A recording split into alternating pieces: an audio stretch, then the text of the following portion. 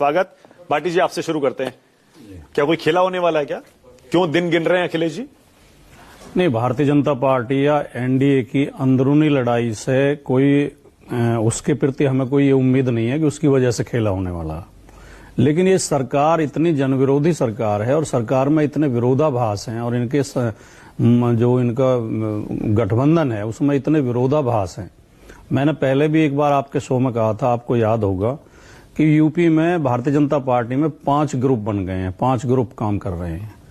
एक ग्रुप योगी आदित्यनाथ का है, एक दूसरा ग्रुप केशव प्रसाद मौर्य का है, तीसरा ग्रुप अमित शाह जी का है, एक चौथा ग्रुप आरएसएस का है जो आरएसएस के कहने से चलता है, एक लॉबी वो है जो अधिकारियों की लॉबी है, वो भी हस्तक्षेप करती है। क्योंकि बीजेपी की ये कार्यशैली, बीजेपी की जहां जहां सरकार रहती है उसमें नौकरशाही की विशेष भूमिका होती है। जो चुने हुए प्रतिनिधि हैं वो हमेशा नौकरशाही के नीचे रह के काम करते हैं। बीजेपी की सरकारों में जनप्रतिनिधियों का सम्मान बहुत ज्यादा होता नहीं है। अब अभी आप केशव प्रसाद मौर्य का बयान सुनवा रहे थे कि पुलिस ने ज्यादती की है, लाठी चलाई है, छात्रों को पीटा, ये गलत है।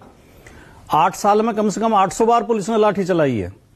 समाजवादी छात्र सभा या समाजवादी युवजन सभा, समाजवादी पार्टी से जुड़े संगठनों ने या गैर राजनीतिक संगठनों ने भी पुलिस भर्ती के खिलाफ आंदोलन किया, उन पर लाठी चलाई। जो प्रतियोगी छात्र थे, पर्चा लीक हुआ, योगी जी कहते रहे ये अफवाह उड़ाई जा रही है, सरकार को बदनाम किया जा रहा है, कोई पर्चा लीक नहीं हुआ है।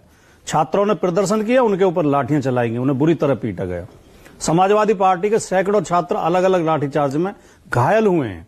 अभी 2-3 दिन पहले रोजगार को लेकर प्रदर्शन कर रहे थे, पुलिस उठा उठा के फेंक रही थी। जब दूसरे मतलब छात्रों को भी बांटोगे, युवाओं को बांटोगे कि ये मेरी पार्टी के युवा, ये उनकी पार्टी के युवा। कमाल है भाटी जी, आप बीजेपी के छात्र संगठन के छात्रों के समर्थन में खड़े हो रहे हैं, एबीवीपी का समर्थन समाजवादी पार्टी कर रही है। नहीं, मैं क्या कह रहा हूं, मेरी बात क्यों नहीं समझ रहे आप? मैं कह रहा हूं जब एबीवीपी के छात्रों पर पुलिस ने लाठी चला दी तब आपको बुरा लग रहा है। जब रोजाना दूसरे युवाओं पर और समाजवादी पार्टी से जुड़े युवाओं पर और गैर राजनीतिक युवाओं पर रोजाना लाठी चलाई जा रही थी, आपको बुरा क्यों नहीं लगा? मेरी मां है, दूसरे की मां को आप ऑन एयर गाली दे सकते हैं। तब मोदी जी को याद नहीं आया कि मां का भी कोई सम्मान होता है। जब ऑन एयर इनके अधिकृत प्रवक्ता, इनके official spokes person on air गाली दे रहे थे टीवी चैनल पर, एक शब्द उस दिन मोदी जी ने अगर बोल दिया होता कि बहुत गलत है, किसी की मां का अपमान नहीं करना चाहिए, तो हमें भी लगता कि मोदी जी के मन में मांओं के लिए सम्मान है। आज अपनी मां पे बात आई है तो 70 साल के बूढ़ों के हाथ में वो पोस्टर दे दिए, मैं भी मां हूं। नौजवानों के हाथ में पोस्टर दे दिए, मैं भी मां हूं। मतलब लड़कों के हाथ में पोस्टर दे दे के प्रदर्शन करवा रहे हैं, मैं भी मां हूं। क्या खेल? भारतीय जनता पार्टी सबको उल्लू क्यों समझती है, सबको मूर्ख क्यों समझती है?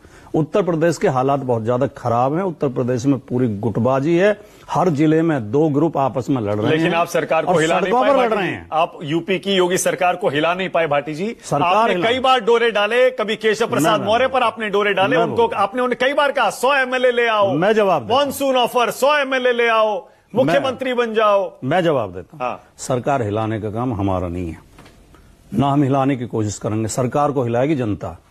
जनता दुखी है, रिश्वत के रेट 4 गुना 5 गुना बढ़ गए हैं। थानों में बिना पैसा दिए एफआईआर नहीं लिखी जा रही हैं।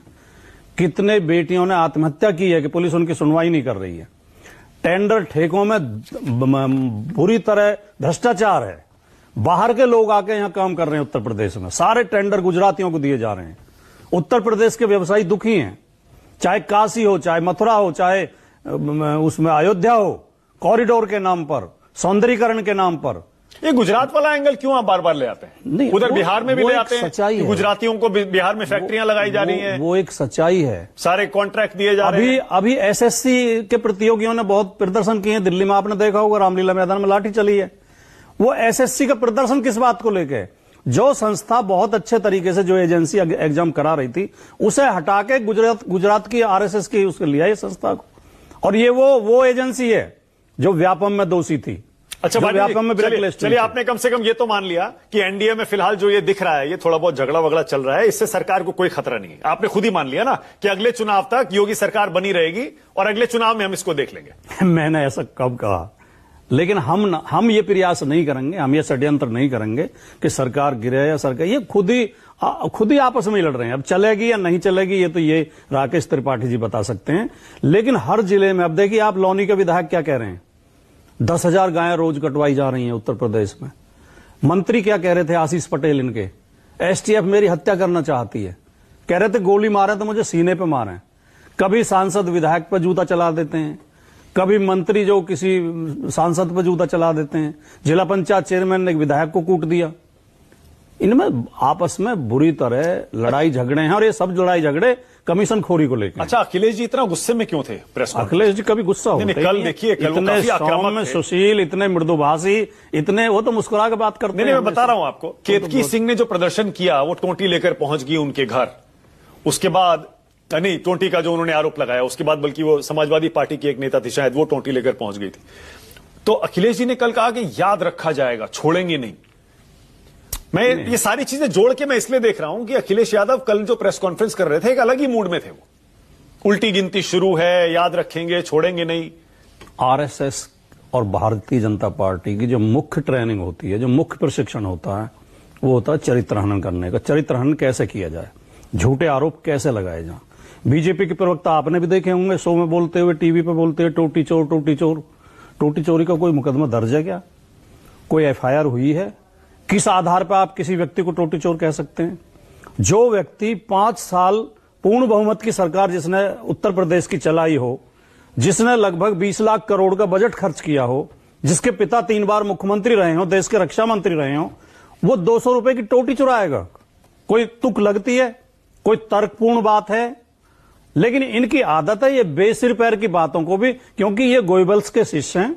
गोयबल्स कहता था कि झूठ बोलो, बड़ा झूठ बोलो, और उसे बार बार बोलो, इतनी बार बोलो कि वो झूठ जो सत्य। बोलिए राकेश त्रिपाठी, आपकी बारी है, ये बोलिए। चरित्र हनन करना इनके प्रशिक्षण में पहले यही बोलिए, केतकी सिंह को क्या जरूरत थी